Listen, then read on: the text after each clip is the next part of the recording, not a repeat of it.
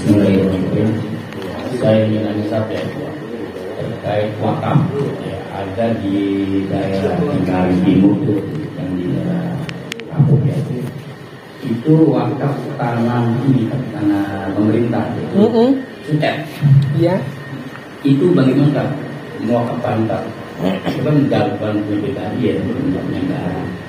Bisa nggak diwakafkan terus ke swasta? Baik Pak Ustaz Ansori Rohi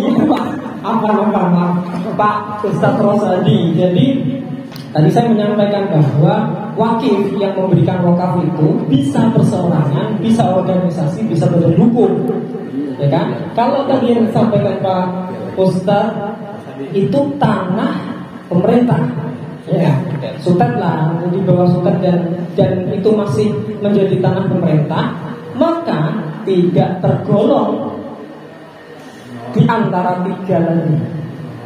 Secara otomatis tanah itu belum bisa diwakafkan.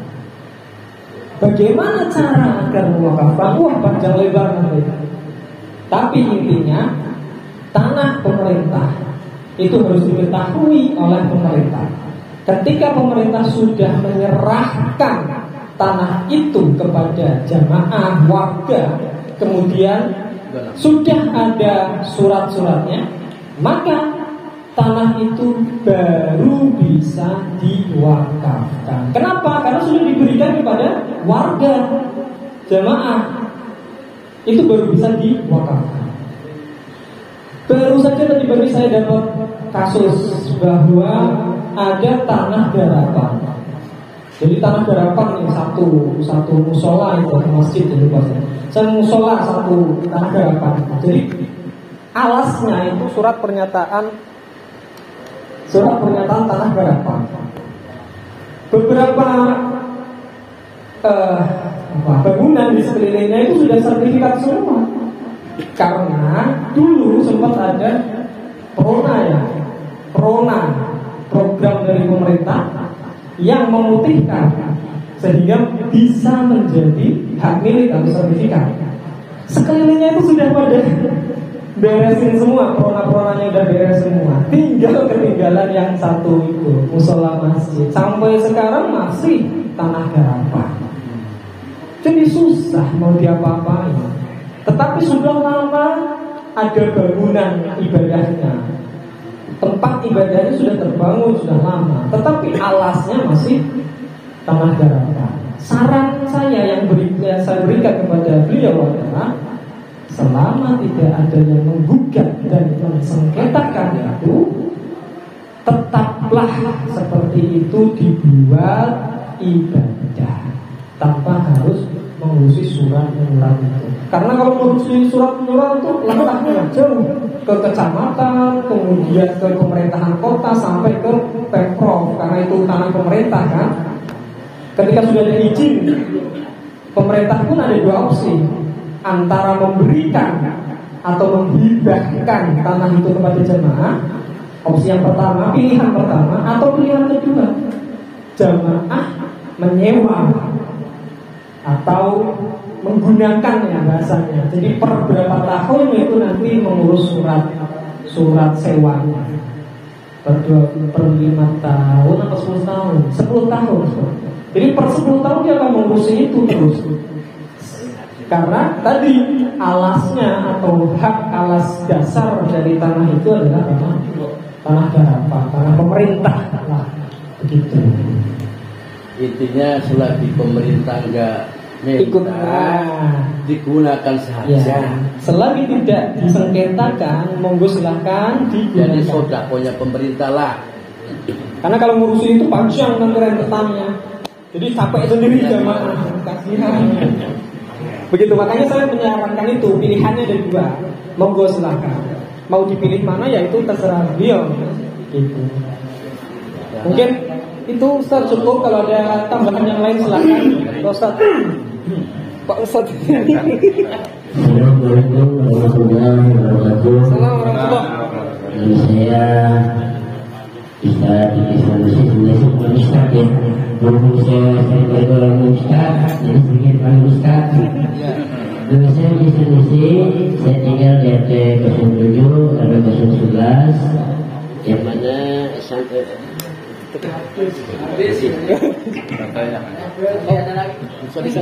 bisa dikit. Yang mana alhamdulillah pada saat ini dari awal saya mendirikan Majlis Taklim dari MPR ke MPR dari beberapa kontrakan. Alhamdulillah saya terlaksana yaitu berdirinya musola, yaitu yang bernama musola Lailatul Alamin Muslimin. Namun keberadaan musola tersebut sampai saat ini statusnya masih perorangan. Lalu alhamdulillah saya dapat info dari DKM musola DKM dari 11. Langsung saya bicara kepada keluarga yang mana beliau niat untuk diwakafin. Cuma yang jadi pertanyaan saya, karena status tangannya ini kan udah sertifikatnya. Nah, yang jadi pertanyaan saya itu harus kemana langkah awal untuk bisa menjadi itu wakaf yang pertama. Dan yang kedua itu masalah tadi tuh ya kayak boti-boti juga ya, sampai saat ini kita belum dapat karena ya untuk itu saya mohon penjelasan dari Pak Ustaz Sofi, langkah selanjutnya harus bagaimana supaya tuh bisa menjadi wakaf. Oke. Tahapannya. Baik, izin ya, Pak Haji. Langkah pertama kita lihat dulu objek wakafnya itu. Ketika sudah tadi sudah sampaikan SHM ya, sertifikat ya. Sudah sertifikat, itu gampangnya minta ampun ya. Jadi ketika sudah sertifikat ya, di sertifikat itu ada ukuran. Iya. Ya, maka kita harus ketahui dulu yang ingin diwakafkan ukurannya berapa. Nah, iya benar. Itu yang pertama. Karena tadi rukun yang kedua kan objek wakafnya harus jelas. Iya benar. Ya kan? Ukurannya berapa? Syukur-syukur ya kami doakan semoga semuanya. Nah, kalau sudah semuanya otomatis enak. Yang wakifnya sudah ada pertama, tanahnya sudah ada, objeknya tinggal menentukan apa Pak? Nazirnya. Jadi ketiga tadi poinnya kan ada 4 ya. 4 itu nanti urusan sama KUA lah. Ikrar itu tadi. Ikrar itu tadi urusan sama KUA. Kita menentukan nazirnya. Wakif berhak menunjuk siapa saja nazirnya. Itu yang pertama. Atau warga bermusyawarah menentukan nazir yang disetujui oleh wakif. Contoh misalnya wakifnya saya punya tanah 50 hektar saya wakafkan. Ya, saya pengen Pak Ustadz Sanusi nih jadi ketua nazirnya. Itu langsung seketika bisa. Nah, Pak Ustadz Sanusi menyusun pengurusnya sampai ke bawah. Bisa. Itu pola yang pertama. Pola yang kedua, jamaah berkumpul dengan RT RW menentukan siapa yang nanti akan mengurus wakaf itu. Begitu. Itu menjadi nazirnya. Gitu. Nah, nazir itu tetap harus persetujuan wakif. Jangan sampai wakif nggak ngerti siapa nazirnya, kan repot. Kita menyerahkan amanah tapi nggak ngerti siapa yang diamanahi kan.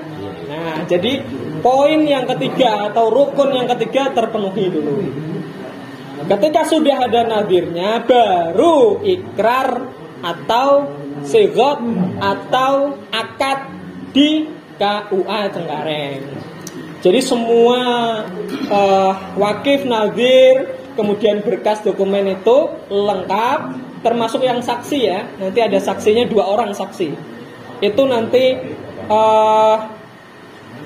berikrar di depan kepala KUA agar terbit dokumen AIW-nya.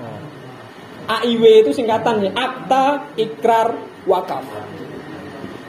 Jadi jangan sampai ada orang ngaku-ngaku saya ini sudah mewakafkan loh, atau saya ini mengelola wakaf, tetapi ketika disuruh membuktikan, ada nggak akta ikrarnya? Nggak bisa jawab, berarti hanya omong kosong. Kalau orang yang mengelola wakaf, pasti dia memiliki akta ikrar wakaf. Itu menjadi bukti bahwa wakafnya tercatat di KUA. Begitu, Ustaz. Nah, soal ikrarnya mau di mana itu monggo, terserah bapak-bapak sekalian, Ustaz sekalian. Nikahnya istilahnya, kalau kita nikahnya di KUA atau nikahnya di luar KUA, di musola, masjid, bebas. Ikrarnya mau di KUA atau di musola yang bersangkutan, masjid yang bersangkutan, bebas. Nanti ntar ini difotokopi, kasih satu-satu. Bisa. Bapak datang ke KUA bisa, KUA datang ke tempat Bapak bisa. Ya, itu ikrar. Ini persatu di sini semua. Begitu Pak Ustaz. Ada yang ditanyakan lagi? Terus setelah kita ngurus-ngurus itu kan jadinya. Ya. Berarti secara otomatis sertifikat yang itu harus segera dirubah. Nah, nanti setelah muncul akta ikrar wakaf, didaftarkan di BPN, sertifikat yang awalnya atas nama saya, Sofi, menjadi atas nama Nadir untuk masjid misalnya. Gitu. Jadi diganti, diubah itu statusnya sertifikat itu dari sertifikat hak milik menjadi sertifikat wakaf. Gitu, Pak. Saat kita nanya nih. Iya. Assalamualaikum warahmatullahi wabarakatuh. Assalamualaikum warahmatullahi wabarakatuh. Saya Muhadi, pengurus musola Al-Mulisin yang terletak di RT 010 RW 011. 10-11 ya. Iya. Kemarin juga kita udah pertemuan pada Ustaz Dede, mungkin udah 2 kali bertemu dia, di musola kita juga. Iya. Ini yang saya mau tanyakan. Memang itu musola itu memang udah di luar ahli waris sudah. Mana ahli waris itu udah pada bikin sertifikat semua. Ahli waris sudah bikin. Terus pada saat itu musola kita itu belum ada suratnya. Nih di luar sertifikat. Jadi yang diwakafin itu banyak berapa ya?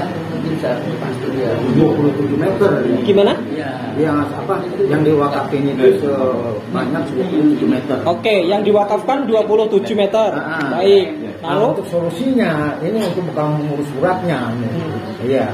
Jadi yang saya mau tanyakan masalah kita mengurus suratnya ini bagaimana caranya gitu kan? Iya. Oke. 27 meter itu suratnya berbentuk apa, Pak? Surat mana itu? Yang surat tanahnya itu berbentuk apa? Sertifikat. Iya. Sertifikat itu di sertifikat totalnya 27 apa masih utuh? Banyak. Enggak, udah tinggal 27. Tinggal sisanya. 27. Berarti bisa. Karena di sertifikat itu sudah tertera ukuran 27 atas namanya wakil, atas namanya perseorangan. Iya. Perseorangan.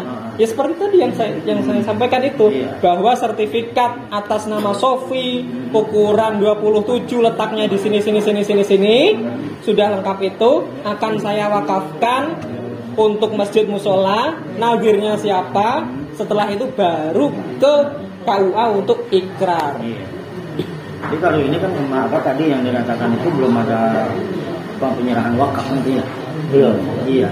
Ya kalau belum ada penyerahan kan berarti belum terhitung sebagai wakaf. Iya. Nah, kalau kita kan udah ada penyerahan apa diwakafin gitu. Nah, maksudnya diwakafin itu orang terdahulu yang mewakafkan atau bagaimana? Orang terdahulu yang mewakafkan. Nah, orang yang sudah mewakafkan itu sudah meninggal apa masih hidup? Sudah meninggal. Nama jadi ada tinggal anak-anaknya. Oke, nama di sertifikatnya orang yang meninggal itu. Atau sudah ganti? Udah dipecah, udah. Ya maksud saya yang di 27 itu atas nama siapa? Oh, belum ada itu atas nama Bapak sama. Ya. Berarti atas nama ahli waris. Iya. Nah, pertanyaannya ahli waris itu ikhlas nggak? Udah ikhlas itu. Kalau ikhlas dia bisa diurus kan? Karena dia akan menjadi wakifnya nanti. Meskipun dia mengatasnamakan ayahnya terdahulu atau kakeknya terdahulu. Bahasanya itu kalau nikah dan nikah siri. Bahasanya itu kalau orang dulu kan umumnya ini ya, Yo ge wakaf ge. Sekarang ini kan musola banyak kan yang belum ada. Kalau orang nikah nikah siri. Nah sekarang yang sudah wakaf dulu belum punya buku.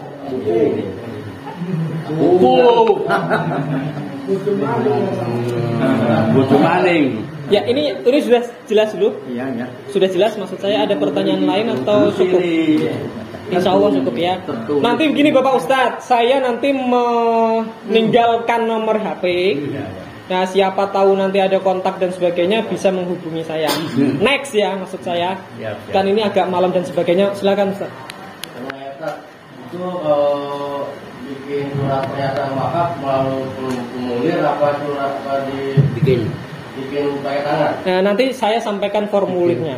Formulir. Nah, jadi ada kalau ada WA berarti nanti saya kirim WA-nya, nanti bisa di print kemudian ditulis.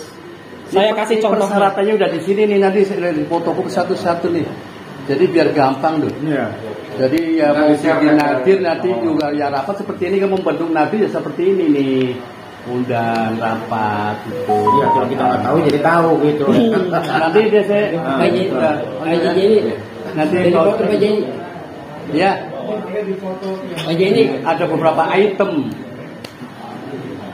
Baik, nanti soal pernyataan formulirnya itu insya Allah nanti kita kirimkan formatnya atau contohnya, biar nanti ustadz bisa ngopi menentukan. Pak Ustadz Zaini, bagaimana? Assalamualaikum warahmatullahi wabarakatuh. Salam warahmatullahi. Ini juga mau direncanain mau dibikin surat ya. Ini ada luasnya kurang lebih 60 meter gitu. Iya. Suara dari almarhum bapak gitu. Baik. Yang saya mau tanyakan, kalau surat sih memang masih ada 350 meter lagi ya. 350. Surat itunya. Surat utama. Surat sertifikatnya ya. Oke, baik. Atas nama almarhum babe. Oke. Yang saya mau tanyakan,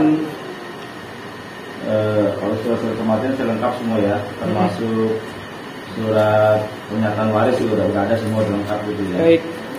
Yang saya mau tanyakan adalah ketika nanti kita ingin menentukan nazir ya, gitu ya. Di samping orang lain gitu ya, apakah dari pihak keluarga juga umpama cucunya gitu kan umpama masih bisa diikutsertakan nggak gitu untuk nazir itu ya? Baik. Itu aja sesat ya. Oh, oke.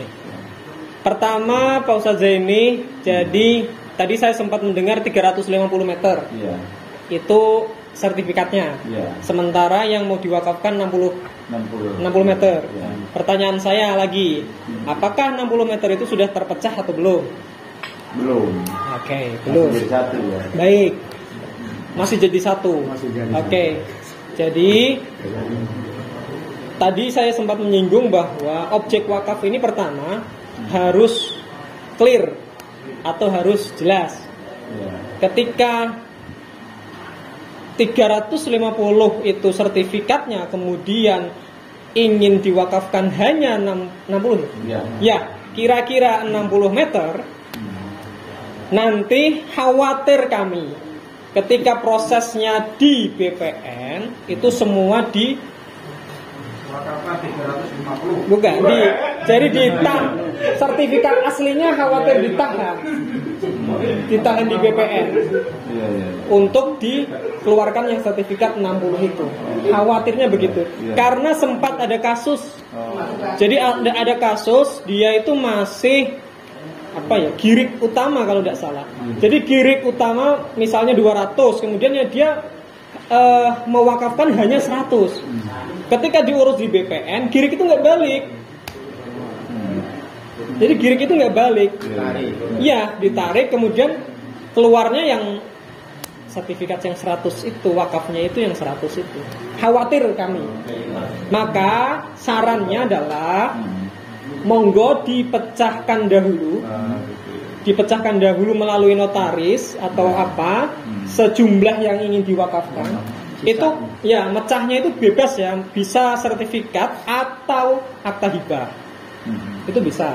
Jadi menghubungi notaris memecah sejumlah 60.000, syukur-syukur 350 itu dipecah sekalian biar tidak, bahasa saya tidak masing-masing tidak merebut satu sama yang lain maksud saya.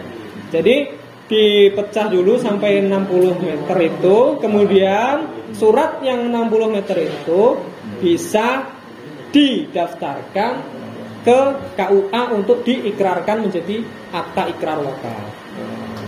Itu yang pertama. Yang kedua tadi, apakah nadhir itu boleh dari turunan atau keluarga? Boleh jawabannya. Jawabannya boleh. Karena ada jenis wakaf ahli, wakaf yang dikelola oleh keluarga sendiri. Tetapi manfaatnya untuk kemaslahatan sesuai dengan peruntukan. Contoh misalnya masjid, tapi yang ngurusi keluarga sendiri ya tidak apa-apa. Tapi masjid kan bebas untuk umat Islam, maslahat untuk umat Islam. Jadi prinsipnya boleh. Pertanyaan yang kedua itu, Pak Ustaz saya. Siap, sama-sama Pak Ustaz. Nah ini saatnya kita nanya, yang mau wakafin ini kan orangnya sudah muda nih. Oke. Kan timbul di anak nih. Oke. Apakah kalau kita mau bikin ikrar itu melalui dari anak-anaknya bisa? Oh gitu. Jadi anak mendaftarkan wakaf orang tua yang sudah meninggal. Oh gitu. Tetap ikrarnya di KUA, melalui KUA. Itu namanya APAIB, Akta Pengganti Akta.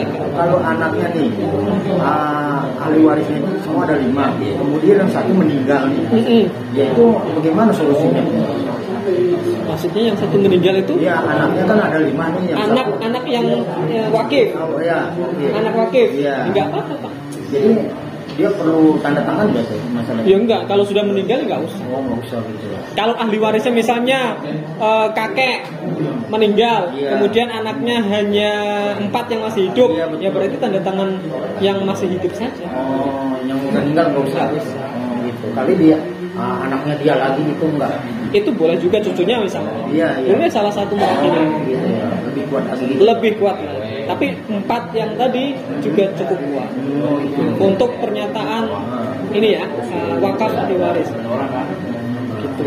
Kalau tanda tanya ini kita nggak jelas. Kalau gini kan kita lebih menambah wawasan kita. Baik Ustaz, yang lain ada? Siap, Ustaz semua. Sudah jam 10.15. Baik. Kalau dari kami sih insya Allah cukup. Cuma dari Ustaz apakah cukup atau Cukup. Bagaimana para jamaah? cukup? Cukup ya. Saya perlu sampaikan nomor HP atau tidak nih? Langsung di grupannya.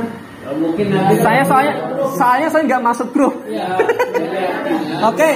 nanti sama saja ini ke grup mereka. Oh gitu. Iya. Ya. 089 Bang.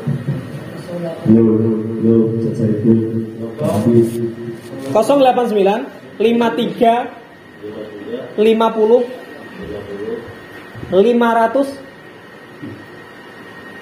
866. Baik, saya ulangi 089 53 50 500 866.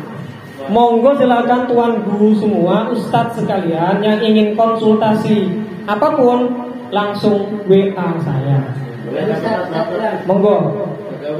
Muhammad Sofi 089 5350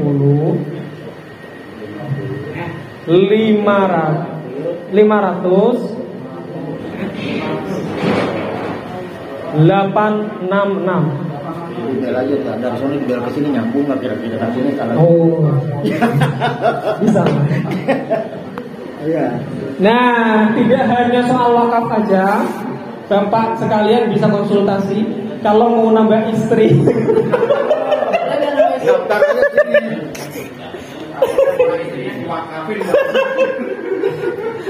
Enggak. Kalau mau nambah istri, langsung datang ke KUA. Jangan ke pengadilan agama yang paling tepat. Nyari layangan putus. Maksudnya? Oh ini ya, yang nggak bisa apa? Harus. Apalagi kalau pegawai. Siap, Ustaz, monggo. Siap, silakan. Baik. Dari sama nazir tadi, dari awal itu kan nazir itu, ya alhamdulillah sih kita udah sertifikat, udah semuanya udah. Baik. Cuman kadang-kadang kita mau segala sesuatunya itu benturannya dengan nazir. Oke, baik. Berarti begini, Bapak Ustadz sekalian, mohon dipahami betul. Berkaitan dengan wakaf, ya, berkaitan dengan wakaf, yang bertanggung jawab penuh terhadap objek wakaf itu adalah nadir.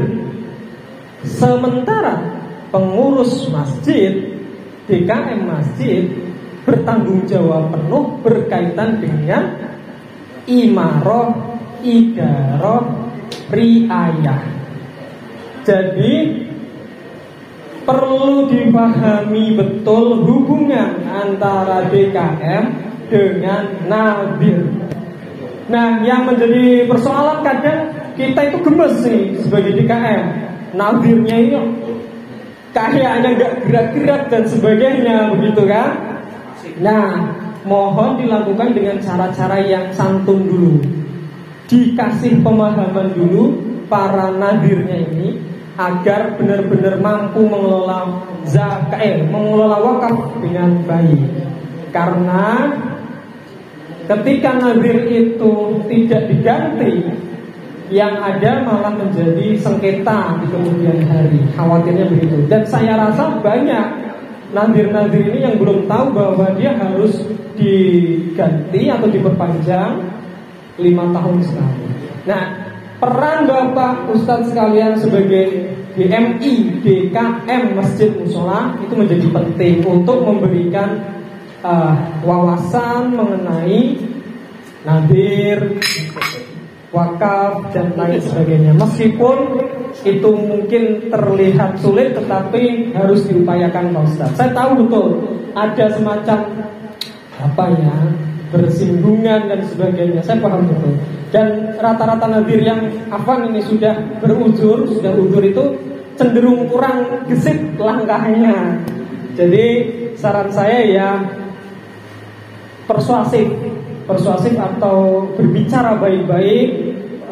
Syukur-syukur kalau toh memang dia agak ngeyel misalnya, datangin aja atau minta datang ke KUA untuk konsultasi soal itu. Nanti kita sampaikan juga, biar sama-sama memahami. Tidak hanya DKM saja yang memahami, tapi nadirnya juga memahami. Begitu Ustaz. Itu bagian dari perjuangan Ustaz untuk memberikan ilmu ataupun menyebarkan wawasan kepada nadir-nadir. Begitu. Terima kasih Ustaz. Baik. Sama-sama Ustaz. Yang lainnya.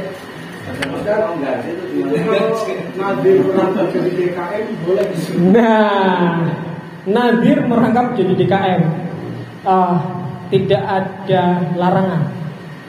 Jadi boleh dan sah-sah saja. Sah-sah saja. Asal dia tahu bedanya. Kalau kita sebagai nadir berarti kita ngomongin wakaf, pengelolaan dan sebagainya. Kalau kita, ini kan masing-masing kita punya peran ya. Jadi setiap orang itu punya banyak peran. Saya di rumah punya peran sebagai suami, punya peran sebagai ayah, punya peran sebagai pegawai di kantor. Nah itu kan masing-masing punya fungsinya masing-masing. Termasuk Ustadz sekalian, misalnya DKM merangkap sebagai nadir, ya kan, harus memahami betul kalau soal masjid ya berarti dia ngomongin sebagai peran DKM. Kalau dia ngomongin wakaf, pengelolaan wakaf, dia harus berperan sebagai nadir yang mengelola wakaf itu. Maka boleh-boleh saja DKM merangkap sebagai nadir. Kalau toh ada rangkap begitu, harapannya adalah dia yang bersangkutan bisa lebih maksimal dalam memanfaatkan wakaf dan mengelola wakaf itu, daripada ada perbedaan antara nadir dengan DKM. Ya seperti yang tadi Ustaz bilang, jadi agak sedikit bersinggungan dan sebagainya. Dan itu wajar, ya. Sangat wajar itu. Di selatan sempat saya dengar gontok-gontokan antara GKM sama Nazir. Masalah apa? Masalah kotak amal. Nah itu makanya harus dipahami betul. Tadi saya sudah sampaikan bedakanlah antara kotak amal dengan yang produktif itu. Yang produktif ya seperti tadi, serbaguna, parkir, itu monggo lah. Itu di bagian wakaf produktif yang bisa diserap 10% oleh Nabi. Nah, macam-macam ngomongin wakaf. Kata Pak Kabit, wakaf itu ngomongin wakaf itu seumur hidup. Dari bangun sampai tidur lagi. Begitu Ustaz. Jadi tidak ada larangan. Boleh-boleh aja sesuai kesepakatan saja. Yang penting wakif tahu kan? Ya.